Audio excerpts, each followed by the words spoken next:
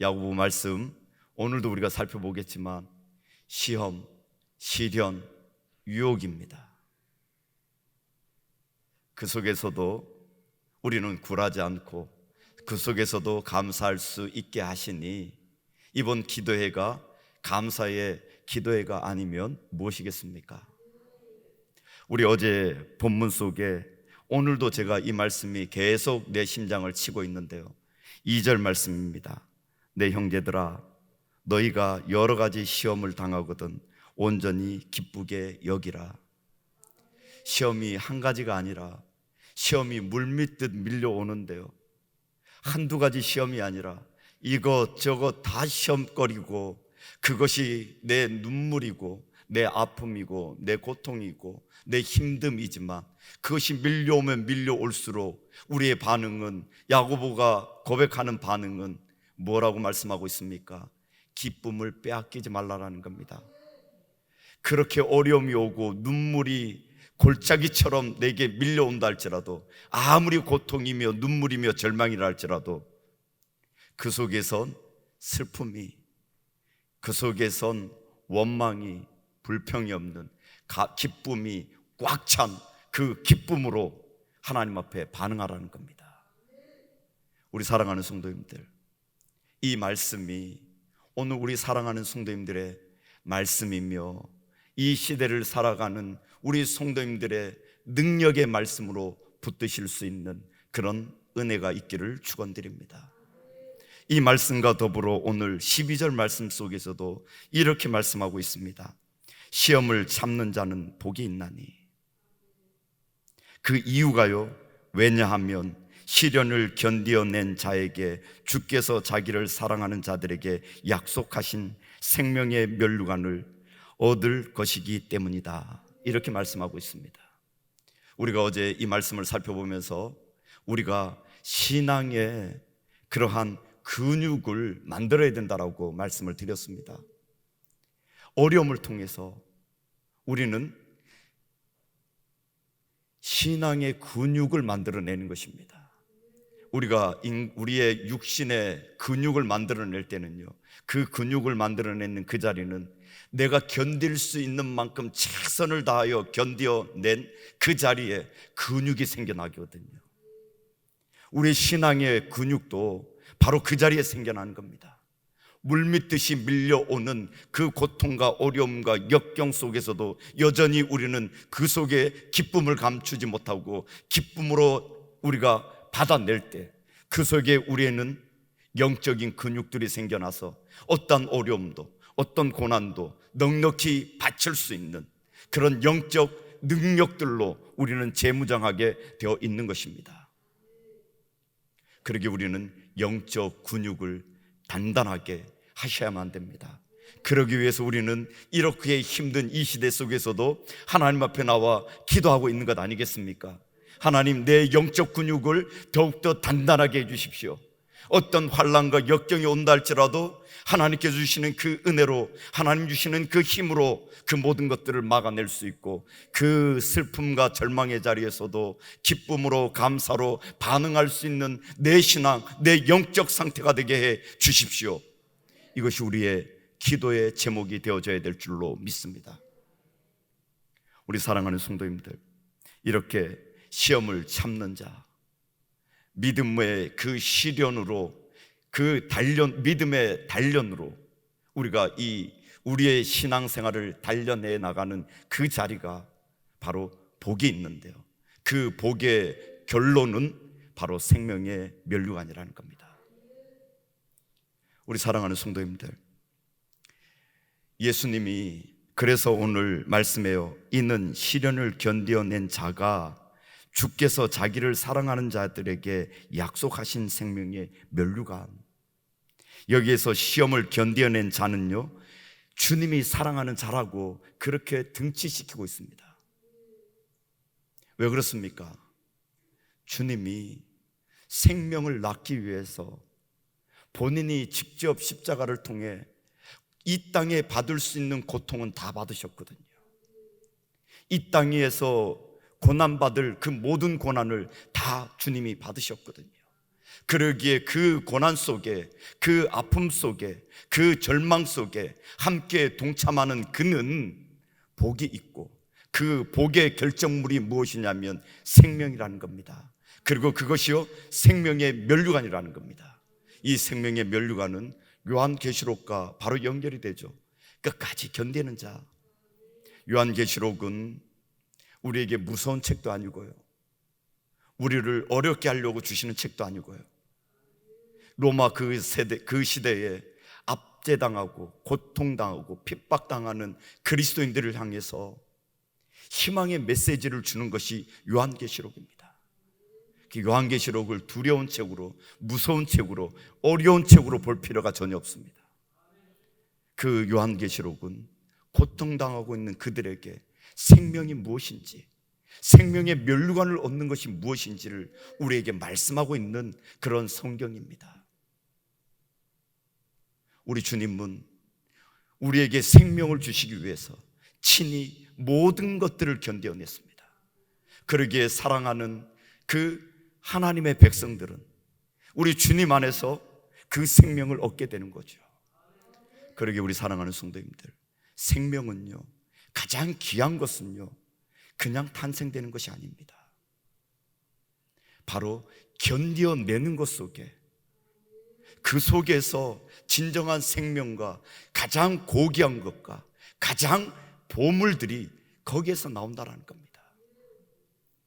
우리 오늘 보니까 국제학교 친구들도 왔고 청년부도 왔는데요, 우리가 왜 학생 때, 청년 때 열심히 일해야 되는 것입니까? 왜 열심히 공부해야 되는 것입니까?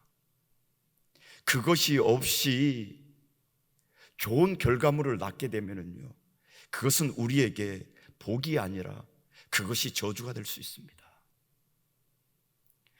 정말 이 땅 가운데 소중한 것은요, 그냥 얻어지지가 않습니다. 우리 아이들을, 여기에 계신 여집사님들, 우리 권사님들은 아이들을 다 낳았지 않습니까? 우리 어머니들, 부모님들, 이 땅에서 최고 보배로운 게 무엇입니까? 돈입니까? 건강입니까? 그보다 더 보배로운 게 있죠.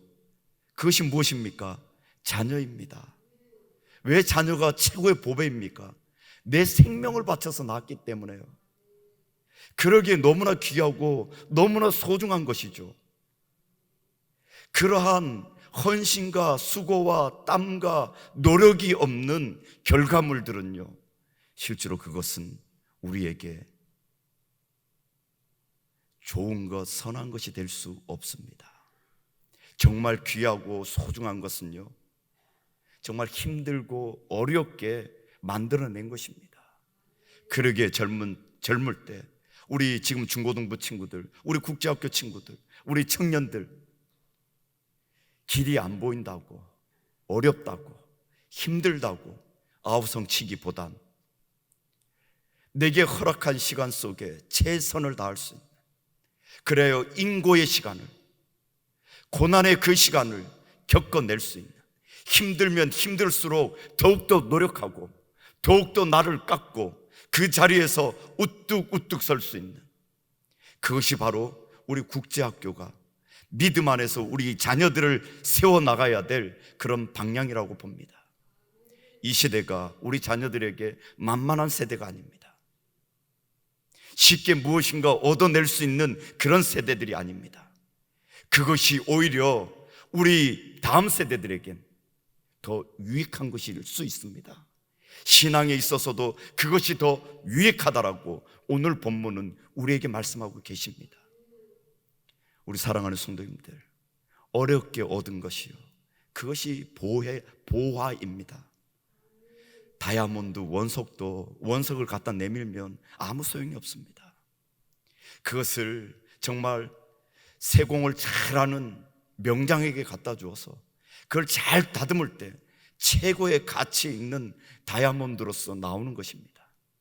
우리 사랑하는 성도님들, 여기 계신 모든 분들은 최고의 원석입니다. 그리고 우리 주님이 잘 다듬어 주셨습니다. 그리고 앞으로 우리가 이 땅 가운데 살아가면서 주님이 걸어가신 그 길 속에 고난과 환난과 역경을 겪으면서 우리의 모습들이 더욱더 보배로서 보아로서 아름답게 그렇게 만들어지는 것입니다. 그러기에 우리에게 다가오는 고난, 역경, 눈물의 골짜기, 이거 두려워할 필요 없습니다. 그것을 통해서 하나님은 우리에게 반짝반짝 빛나는 이 세상에서 가장 멋지고 멋있는 그러한 보아들로 다 만들어 내실 줄로 믿습니다.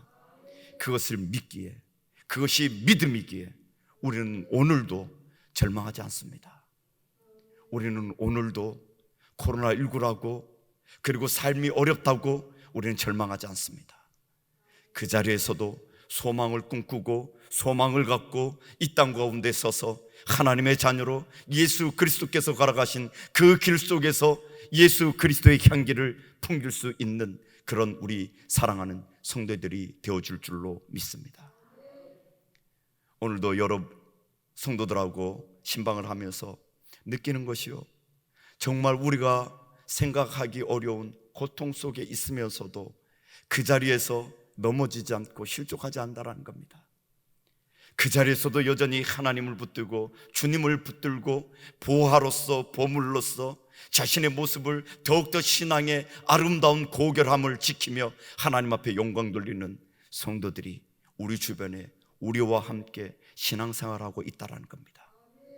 그러기에 우리 사랑하는 성도님들, 지금 이 시간, 이 시대의 어려움을, 그리고 내가 겪는 고통과 눈물의 그 자리가 나를 보화로 다듬어 내시는 우리 주님의 사랑의 손길임을 놓치지 않으실 수 있는 그런 우리 모든 사랑하는 성도님들 되실 수 있기를 축원드립니다. 오늘도 귀한 시간, 어렵고 힘든 상황 속에서 하나님의 그 음성을, 이 한마디를 듣고자 오신 분들이 있을 겁니다. 힘을 내십시오. 그리고 일어나 그 어떤 자리 속에서도 하나님의 영광된 자리에서 승리하시고 빛을 발하실 수 있는 그런 멋진 우리 삼양교회 교우들 다 되실 수 있기를 축원드립니다. 그러면 이곳에서 질문이 하나 생깁니다. 그러면 우리 주님, 우리 하나님은 그럼 우리를 시험하는 분이신가? 우리 하나님은 우리를 시험하시는 분이 아니시다라고 오늘 본문은 우리에게 말씀합니다.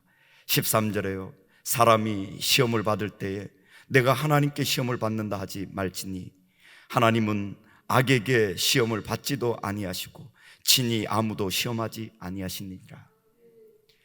우리 하나님은 시험하지 않습니다. 이 오늘 여기 나오는 이 시험은요, 실제로 세 가지로 번역이 가능합니다. 근데 시험으로만 번역을 하니까 이게 좀 우리에게 다가오는 그 강도가 달라지는데요, 이 시험은 시험, 유혹, 시련, 이 모든 것들이 이 안에 다 포함되어 있습니다. 하나님은 우리를 테스트하십니다. 그러나 하나님은 우리를 유혹하지 않습니다. 그러나 유혹과 테스트 속에 우리는 시련이라는 걸 겪습니다. 유혹이든 테스트든 그것은 우리에게 힘든 상황입니다. 그러기에 그것은 우리에게 시련으로 다가옵니다. 그러나 하나님은 우리를 유혹하지 않습니다. 하나님은 대신 우리에게 테스트를 하실 때가 있습니다. 아브라함에게 이삭을 주고 이삭을 통하여 시험하셨습니다. 그리고 그 시험을 통과하니까 그러면 됐다, 너가 그만하면 됐다, 이렇게 인정하는 것이 바로 의입니다. 우리가 의로워서가 아니라 하나님께서 우리에게 보시길 너 그 정도면 됐다, 이것이 바로 의로움입니다. 아브라함이 그렇게 통과한 거죠. 하나님이 테스트하신 거죠. 욥에게도 하나님은 테스트를 하신 거죠. 그러나 그 테스트를 욥이 패스한 거죠. 그러나 하나님은 유혹하지 않습니다. 유혹은 누가 하는 겁니까? 사단이 하는 겁니다. 하나님은 유혹당하지도 않으시고 유혹하지도 않는 그런 분이십니다. 그러면 우리가 왜 이런 어려움들을 당하고 있는가요? 그것은 14절 말씀에 보면요, 오직 사람이 시험을 받는 것은, 이걸 이렇게 표현해도 좋습니다. 유혹을 받는 것은 자기 욕심에 끌려 미혹됨이니. 우리가 이런 유혹을 받는 것은요, 또한 시험을 받는 것은요, 하나님이 하시는 것이 아니라 무엇이요? 우리 안에 있는 욕심이라는 겁니다. 우리 사랑하는 성도님들, 누누이 말씀을 드렸지만 사기를 당하는 것은요, 사기를 당하시는 분, 사기 당해 보신 분 계십니까? 제가 사기를 당하는 분을 아주 제 옆에서 목격을 했고, 그렇게 하지 말라고 했는데 그렇게 하셔서 크게 사기를 당한 적이 있습니다. 그것은요, 다름 아닌 욕심입니다. 욕심이 없는 분들은 사기를 당하지 않습니다. 1억 투자하면 내가 매달 1,000만 원씩 줄게. 아니, 세상에 공짜 없습니다. 그런데도 알고 당합니다. 왜 그렇습니까? 욕심 때문입니다. 하나님은 우리를 시험하지 않습니다. 우리가 시험을 당하는 그 이유는, 미혹을 당하는 그 이유는요, 내 안에 있는 욕심 때문입니다. 욕심이 나를 넘어지게 하는 것이지 하나님이 나를 넘어지게 하지 않습니다. 하나님은 한 번도 내게 넘어지라고 올무를 놓으신 적도 없습니다. 우리에게 올무를 놓으신다면 그걸 극복하고 상승하고 하나님의 그 뜻을 더욱더 알아가라고 우리에게 테스트로 주시는 거지, 우리가 그 자리에 넘어지라고 올무로 걸리라고 우리에게 주시는 것이 아니라는 겁니다. 넘어지는 것은 우리의 욕심 때문입니다. 우리의 욕심은요, 내 중심적인 내 소유욕일 수 있고요, 그리고 또 하나는 영적인 부분에서 영적 무감각도 욕심일 수 있습니다. 하나님에 대한 무감각, 이것이 어디에서 오나요? 내 욕심 때문에 오는 겁니다. 내가 더 많은 것들을 취하고 싶을 때, 내가 하나님의 눈을 피하고 싶을 때, 그때 내 영적 무감각이 진행되기 시작하죠. 하나님 더 개입하지 마십시오. 나 요번에는 꼭 성취해야 되겠습니다. 나 요번에 이것 내 주머니에 꼭 채워야 되겠습니다. 그렇게 하면 하나님도 보이지 않습니다. 내 욕심이, 내 이기심이 하나님을 멀리하게 되고 영적으로 무감각하게 나를 만들어 보는 거죠. 그것이 내가 이 땅 가운데 시험을 당하는 것입니다. 하나님이 시험을 주는 게 아니라 내 욕심이 시험을 당하게 한다는 겁니다. 우리 사랑하는 성도님들, 그러기에요, 오늘 15절에요, 욕심이 잉태한 즉 죄를 낳고 죄가 장성한 즉 사망을 낳는다. 욕심을 컨트롤하지 못하면 죽게 되는 겁니다. 욕심이 자리 잡기 전에 우리는 욕심을 끊어내야 됩니다. 욕심이 내 마음밭에 들어와서 고정되고 착석하기 전에 끄집어내야 됩니다. 그렇지 않으면 이 욕심이라는 녀석이 내 안에 들어와서 자리 잡기 시작하면은요, 그러면 내가 감당할 수가 없습니다. 오늘날 우리 젊은 세대들이 이해가 되는 부분들이 있습니다. 이 부분도 몇 번 누누이 말씀을 드렸지만, 우리 어른 세대, 기성 세대들이 집값이 올라가고 땅값이 올라가는 것 너무 좋아하셔서는 안 됩니다. 그 자체가 다 우리 자녀 세대들에게 꿈을 빼앗아가는 일들입니다. 이제 아무리 노력을 해도요, 월급 받아서는요, 우리 자녀들이 땅 하나 못 사고 집 하나 살 수가 없습니다. 이것 누가 이렇게 만들었나요? 우리 기성세대들이 다 만든 겁니다. 이거 포기하지 못하는 거죠. 내 거 더 올라가야죠. 그런데요, 올라가면 올라갈수록 우리 자녀들은 더 이상 꿈을 가질 수가 없습니다. 그러게 우리 자녀들이 요즘 가상화폐든 그냥 투자해서 벌 수 있는 거기에 집중해서 올인하고 있지 않습니까? 왜냐하면 자신들의 노력으로 그런 꿈들을, 부모들이 가졌던 그런 삶을 누리지 못하니까 자신의 방법들로 그런 방법들을 찾아 나가는 겁니다. 그것이 바로 우리 젊은이들의 꿈을 상실하게 하는 것이고 삶을 황폐화시키는 그러한 요인들입니다. 하나님은 기본적으로 성실하게 내가 열심히 일해서 그에 대한 대가로 먹고 살으라고 우리에게 말씀합니다. 그것이 하나님께서 우리에게 주신 가장 합리적이고 합당한 방법들입니다. 그 이상으로 가지려고 하는 것, 그거 다 어떤 마음이냐면 도둑심보입니다. 그런데 우리는 그런 마음들이 우리 안에 너무 많이 팽배되어 있죠. 이런 마음들이 우리 자녀들 마음속에 슬금슬금 들어가서 자리 잡으면요, 성실하게 일하고 성실하게 노력하려고 하는 이 마음들이 사라집니다. 그러면 실제로 이 사회의 기반이 무너지기 시작하는 거죠. 모두 다 속여야만, 모두 다 머리가 팽팽 돌아가야만 남을 이기는 그런 시대에 살아갈 수밖에 없는 우리 자녀 세대들이 될 수 있다는 겁니다. 사회적으로도 보면 이 욕심들을 멈추지 않으면 사회가 병들고 굶고 아파하고, 그럼 우리 다음 세대들이 너무 힘든 세상 속에 살아갈 수 있다는 겁니다. 우리 개인적인 삶 속에서도 마찬가지입니다.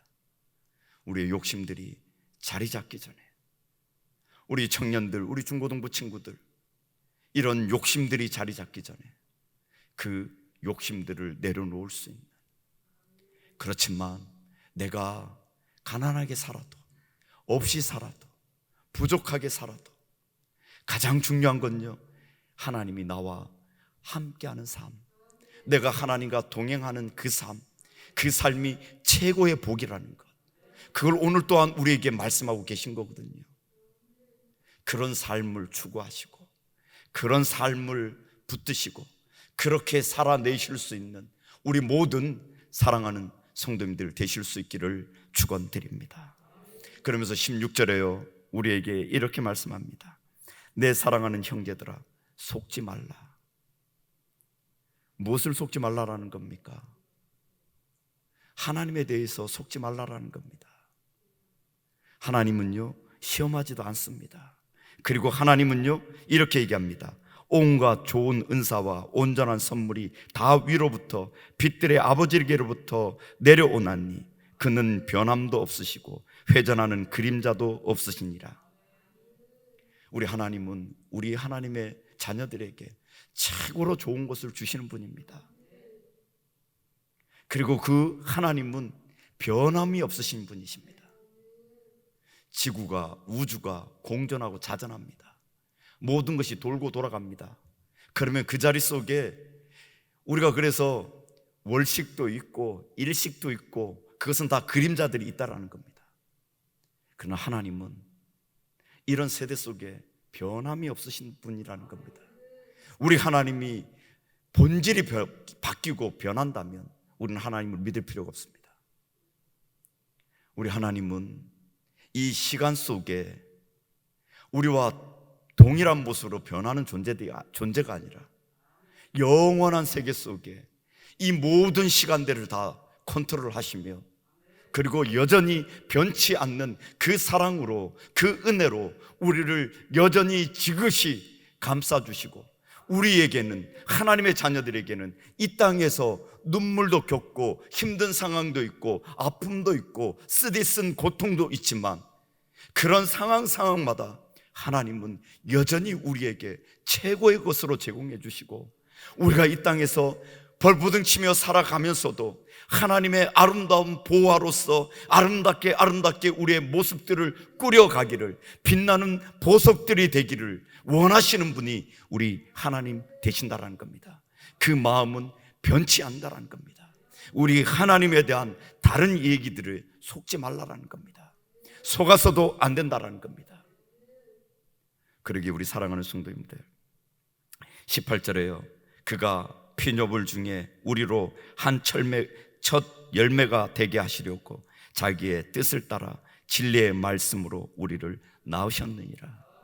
진리의 말씀 이코르 예수 그리스도라고 우리가 말씀을 하셔도 됩니다. 예수 안에서 우리 하나님은 우리를 낳았습니다. 그리고 우리는 예수 안에서 우리는 하나님의 자녀들이 되었습니다. 하나님의 백성들이 되었습니다. 그러기에 우리는요, 말씀을 떠나서는 살 수가 없습니다. 우리는 예수를 떠나서 살 수 없습니다. 그러기에 오늘도 우리는 이 야고보서의 말씀을 듣는 겁니다. 우리는 매일 성경을 하면서 오늘 우리에게 주시는 말씀에 영양분을 공급받아 그 말씀으로 우리의 삶을 살아내고 그 말씀이 떨어진 그 자리에서 순종하며 그 자리가 힘들고 어렵더라도 오늘 넘어진다 할지라도 내일 다시 일어나 그 말씀을 부여잡고 그 말씀을 내 마음판에 새기고 오늘도 내일도 그 말씀 가운데 살아가려고 살아내려고 달려가는 자, 일어서는 자, 힘을 내는 자, 주님의 손을 붙드는 자, 그가 바로 여기 계신 사랑하는 성도이며 우리 삼년교회 모든 교우들인 줄 믿습니다.